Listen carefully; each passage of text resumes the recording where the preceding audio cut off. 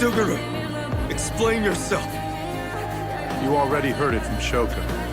That's all there is to it, Sato. So you're just going to kill every non-sorcerer?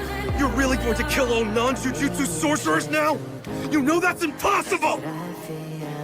You're so arrogant. I've made my decision. If you want to kill me, then kill me. There would be a point to that. Hey, Geto? Who is this Satoru Gojo? The best friend I ever had. But we had a big fight. Haven't spoken since.